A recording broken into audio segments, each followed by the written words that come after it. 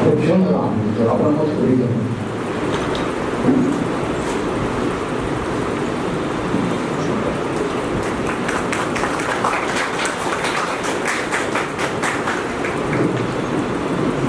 একজন মানুষ ছোট ছোট শিশুদের এখন তো বিনা পড়াশোনাতেই পড়াশোনা করা তাদের দিতে হবে চান্স নিয়ে থাকেন যে প্রফেশনাল দিকে আর কবিতার যে ব্যাপক দৌড় দেন তার সেই দৌড়কে শ্রদ্ধা সম্মান ভালোবাসি আজ মানুষটা আমাদের মধ্যে এসছে সে আনন্দের কথা না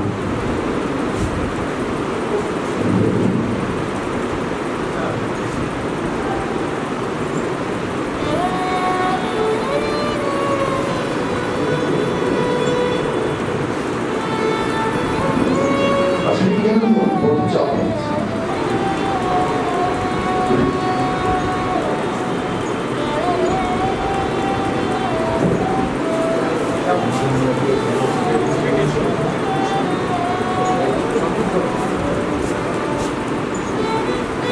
একদিকে রাজনীতির দৌড়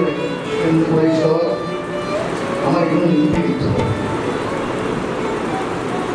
স্পষ্ট করেই বলতে চাই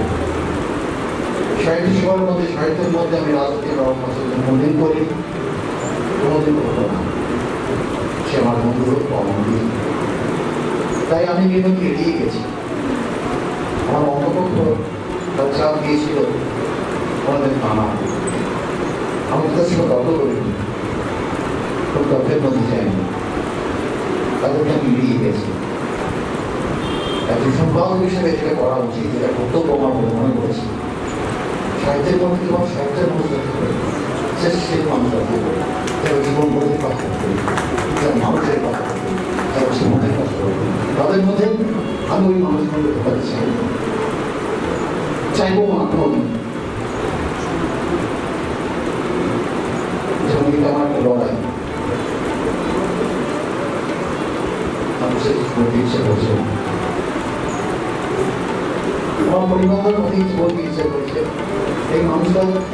বাড়ি থেকেই আমাদের এই সাহিত্য সংগঠনের শুরু আছে অনেক বছর আগে এই মানুষটাই আমাকে উৎসাহ দিয়েছেন উনি চলে গেছেন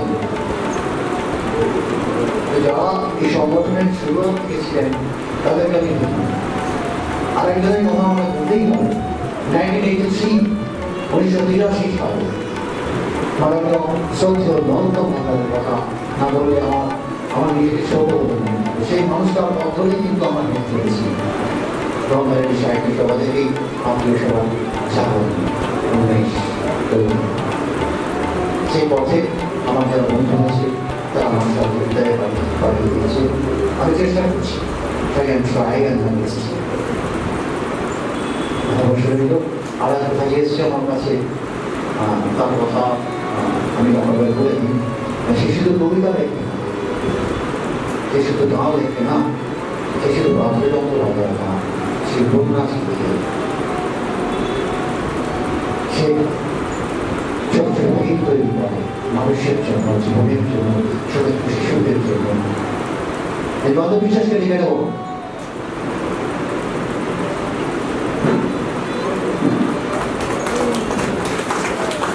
যদিও এটা আমার ব্যাপার কথা নয় কেবল মধ্যে দেখে নেব আমি কেন জানি না ওকে ভালোবাসি ভীষণ ক্রিয়েটিভ মানুষ সাংঘাতিকভাবে কাজ করছে আর এক ভাইকে ডেকে নেব যে সে না থাকলে আমি হয়তো একদম পৌঁছতে পারতাম না আমার সহসম্পাদক রামপ্রসাদ হালদার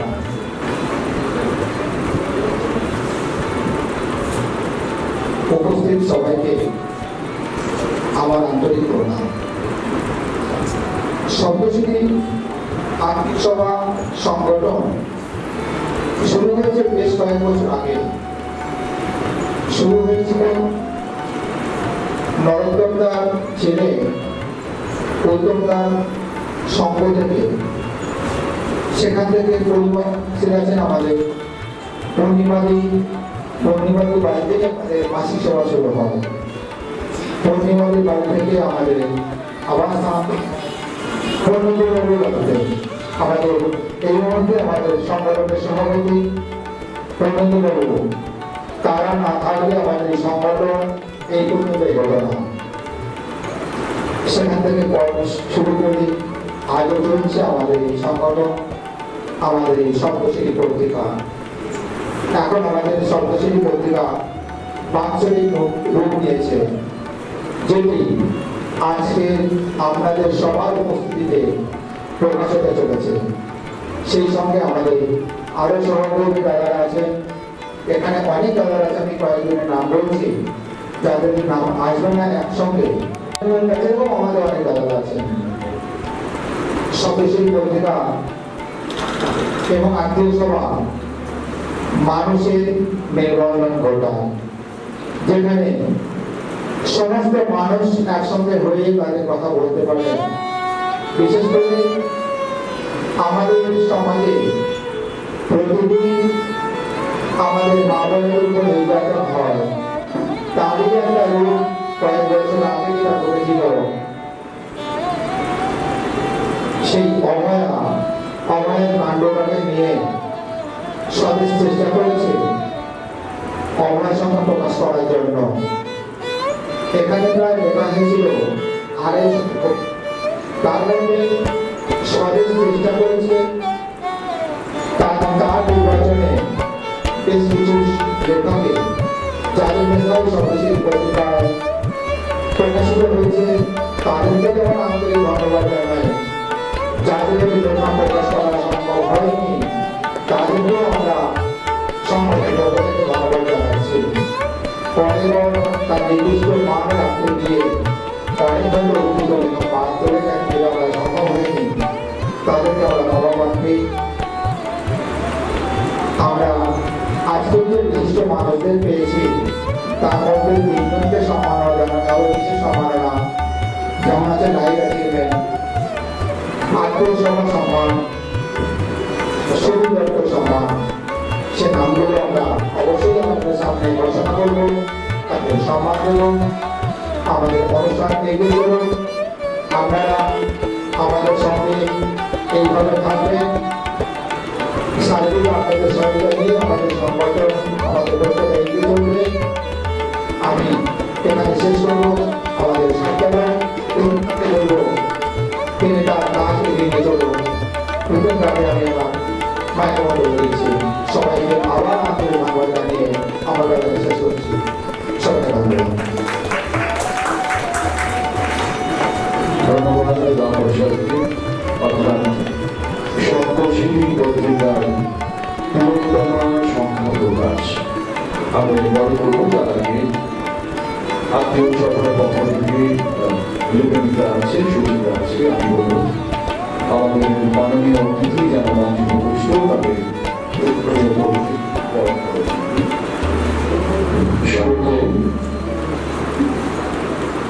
অনুষ্ঠানের প্রধান অতিথি বিশিষ্ট কবি শ্রীরামচন্দ্র রাও, তাকে আলোচনা সভার পক্ষ থেকে নিয়ে গ্রহণ করে দিচ্ছেন। আরো একজন কবি বিশিষ্ট কবি সংস্কৃত কৌশল,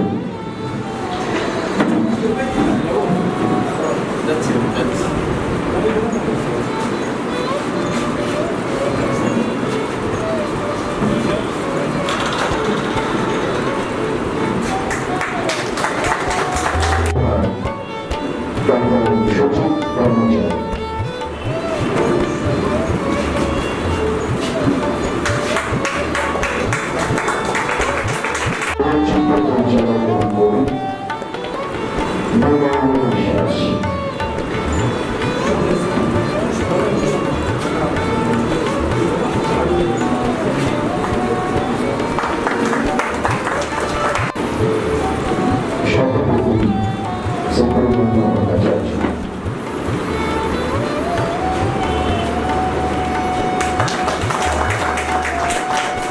গত কয়েক বছর পাবলিক সার্টিফিকেটে হচ্ছে, তাতে হয় কি আমি যদি এই রিপোর্ট এখন হাতে নিই নৃত্য করা স্টার্ট করবে, সেটা খুব দৃষ্টি সুখকর হয়েছে। আজকে একটা বিশেষ দিন, 22শে শ্রাবণ, আপনারা সবাই জানেন। এই দিনে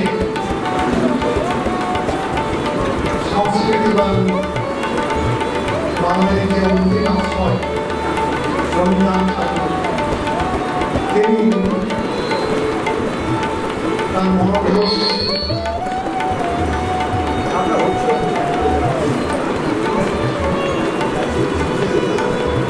তিনি তার পার্থিব শরীর ছেড়ে পরমের পথে যাত্রা শুরু করেছিলেন। বাঙালির কাছে এই জন্য এই দিনটার বিশেষ তাৎপর্য আছে।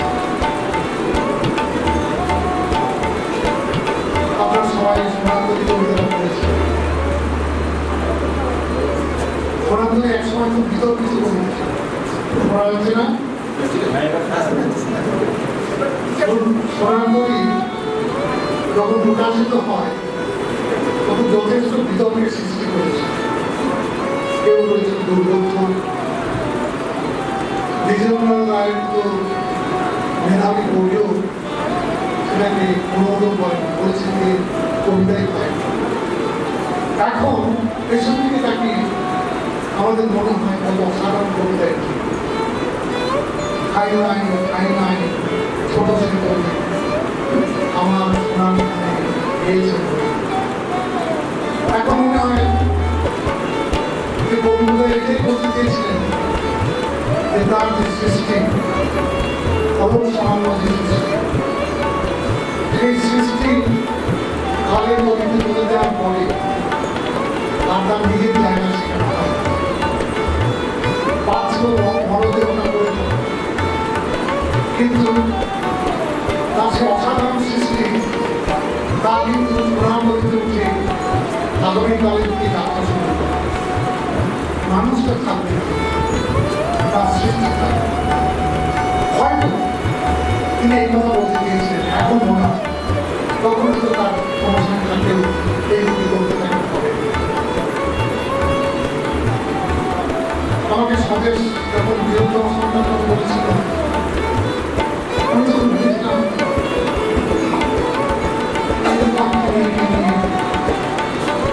শুধু সংখ্যা না, অনেকগুলো চর্চা করতে হবে। তার কারণ গতিশীল তার নিজের অস্তিত্বে যেমন অসম্ভবকে নাশ করেছে, এই যে মেয়েটি আর জীবনে ভয়ঙ্কর অসম্মান, কষ্ট, অসম্মানের মধ্যে দিয়ে মৃত্যুর মুখ সে কিন্তু পুরো দেশটাকে জাগিয়ে দিয়ে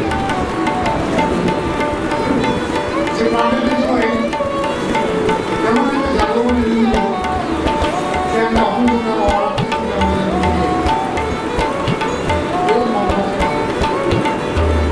রবীন্দ্রনাথ যেটা বলছিলেন, আমার সোনার ধনে খাই নাই চলছে তরি। এখানে সেই সোনার তরি ছোট তার হেভি ডাইরেক্ট অপ্রত্যক্ষ পরোক্ষ অবদানের প্রতি, কিন্তু সে কিন্তু আমাদের প্যাটালিস্টের যে অনুমোদন ভূমিকা আছে, এটা ভয়ঙ্কর দুশ্চিল ভয়ঙ্কর অবস্থাকে কিন্তু আমরা রেখে যেতে পেরেছি। এর পিছনে সেই মেয়েটির অবদান কিন্তু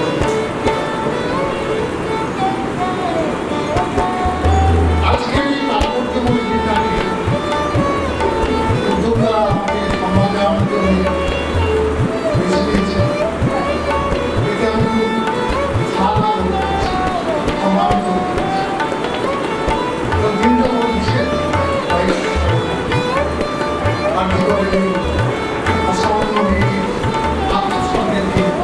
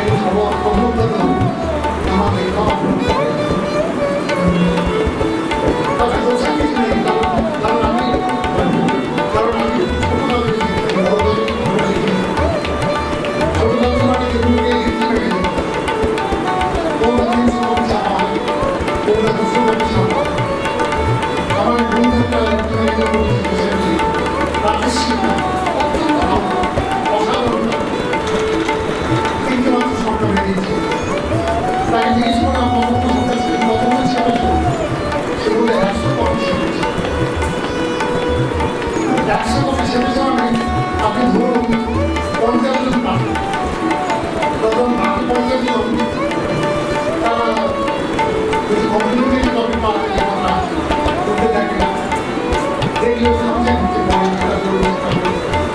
তো যে কারণে একশো ছাড়া হয়েছে আপনার লেখা যত বড় যত ভালো হোক না কেন 50 জনের বেশি পাঠক পাবেন তা আমরা যারা লিখি আমাদের পাঠক সংখ্যা খুবই সীমিত এই জন্যে আমার বইয়ে করে দিয়েছে সবগুলোই কিছু ছোটভাবে সাজাবাদ অনুষ্ঠিত ছোটভাবে সাজানো নয় কিন্তু বড় অফিসগুলো নয় অনুষ্ঠিত গান্ধী আদম এইরকম ছোটভাবে সাজাবাদ যার জন্যে খুব বেশি পাঠকের কাছে আমি পৌঁছাতে পারি কিন্তু তার জন্য আমার কোনো মনোরঞ্জন নেই কোনো আক্ষেপ নেই কারণ আমি বিশ্বাস করি আরেকটা কথা বলা দরকার যে আমি বিশ্বাস করি সাহিত্যের ইতিহাসটা প্রকরণের ইতিহাস প্রকরণ স্ট্রাকচার এবং মহাভারতের সমাজে শুরু করে এখন সাহিত্যের বিবর্তন মানে প্রকরণের বিবর্তন বলার কথা কিন্তু একই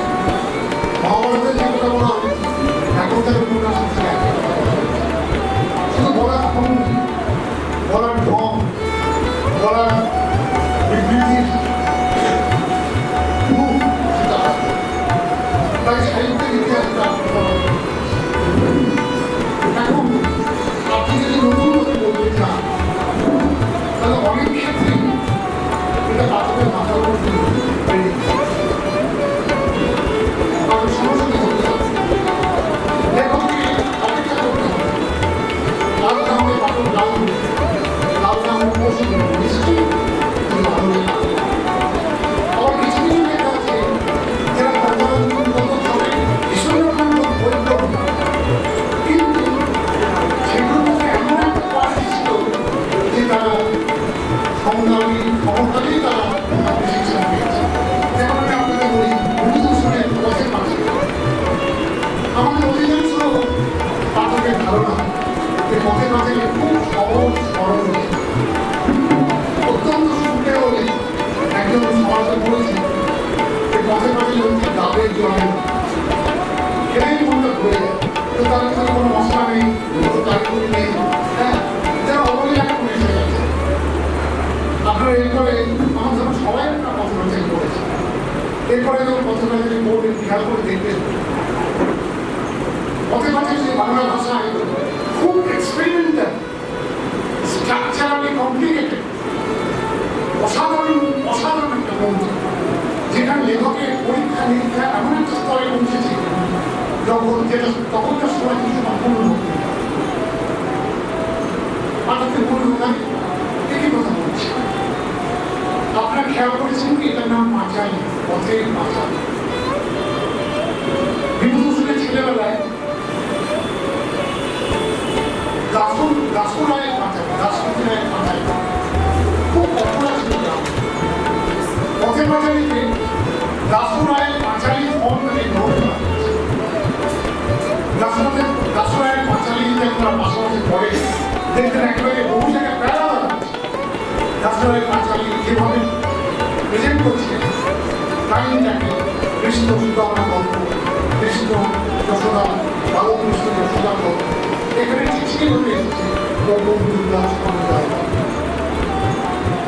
এবং পাঁচালী এখানে তিনটি ভাগ আছে এটাও আমি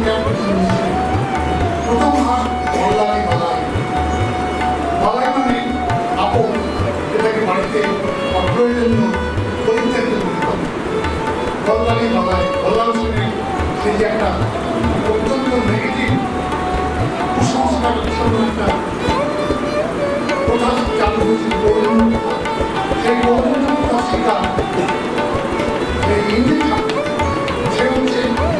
প্রথম হচ্ছে নারী বল্লালী বালাই সেখানে দ্বিতীয় বাবার নাম হচ্ছে আম আছি বেগুন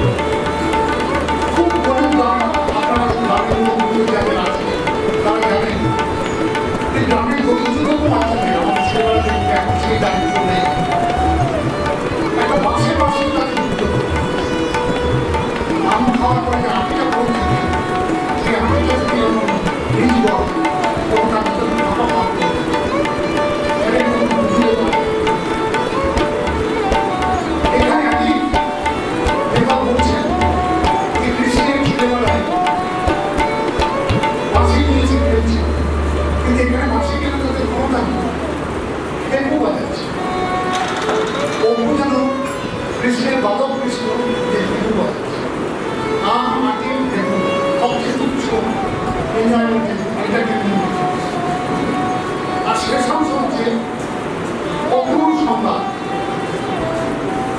কৃষ্ণ মথুরায় গিয়ে রাজা হয়েছে, বহু সেখানে গিয়ে হাজির হয়েছে বৃন্দাবনের খবর। আপনারা জানেন গতকাল শেষ হচ্ছে আশিস খবর,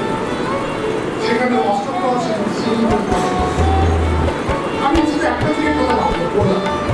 এবং এত এই উপন্যাসে তার লেখা এমন একটা বড় গুণ আছে যেটা আত্ম আত্মীয় বলে, যার জন্য পাঠক তাছাড়া কম্পিটিশন সেগুলোকে না বুঝলে যেখানে পাঠক সেটা খুব বড় সাহিত্যের বিশেষ। আমি যেটা বলতে চাইছিলাম যে সাহিত্যের ইতিহাসটা এবং যদি আপনি নতুন ভাবে কিছু বলতে চান, নিজের নতুন কিছু বলতে চান, কমার্শিয়াল লাইন অফ এক্সপেকটেশন যেটা বাণিজ্যিক কাগজগুলো তৈরি করে দেয়, সেইভাবে যদি না দেখে তাহলে হয়তো সমসাময়িক পাত্রে মাথার উপর দিয়ে বেরিয়ে যায়, আপনাকে সেটা বেরিয়ে যাই হোক। আমি খুব সামান্য মানুষ, আমি আশা করি না যে সমস্ত আরও আমার বলা থাকে। আমি শুধু একটু বলতে চাইছি যে খুব বেশি পাঠককে আমি পাইনি, তার মধ্যে আমার কোনো আমার কোনো আগ্রহ। আমি জানি যদি একটা সত্যি তার মধ্যে আগ্রহ থাকে, রাগ হোক, কাল হোক, পশু হোক, এটা আমাকে উদ্যোক্তারা প্রমাণ দিয়েছেন রবীন্দ্রজির জন্য। আমি গর্বিত, সম্মানিত, বিনয়ের সাথে আমি যে প্রমাণ গ্রহণ করছি, কিন্তু আমার কবিতার যারা অনুরাগী কিছু আছে তারা অনেকেই জানেন না যে এই গল্প আমার কয়েকটা গল্পের বই আছে এবং ওনারা একটা আবিষ্কার আছে, ওরা গল্প সংগ্রহ বার করেছে। অনুষ্ঠান থেকে আমার একটা গল্পের বই আছে, আবহাওয়ান একটু অন্য ধরনের লেখা, গল্পের ভিতর দিয়ে ভারত ইতিহাসে আপনাকে দু-চারজন যারা আমার গল্পের খুব ভক্ত করছে, শুধু প্রশংসা করেন যে মনোযোগ দ্রব্য হবে কিনা, দ্রব্য কিনা আমি জানি না। তারা জানেন যে নাটকে কয়েকটি নাটক আছে, নাটক সংগ্রহ এবং সেগুলো নতুন ধরনের না, নতুনভাবে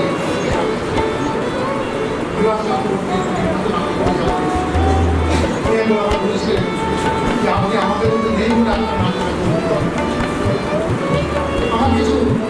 প্রবন্ধগুলো আছে, তার মধ্যে একটা বই শুনি নিরঞ্জনবাবু বলছেন তো পাঠকের লেখকের পক্ষে সবচেয়ে বড় সম্মান হচ্ছে যদি সে পাঠকের কাছে বসে যায়, পাঠক যদি সে লেখাটাকে নিয়ে তার বিরাটের চর্চা এখানে অংশ। আমি আপনাদের রিকোয়েস্ট করবো যদি কখনো সময় পান, সুযোগ পান, কবিতা বাইরেও যে আমার লেখাগুলো আছে তো আমি তাকে সবচেয়ে বড় সম্মান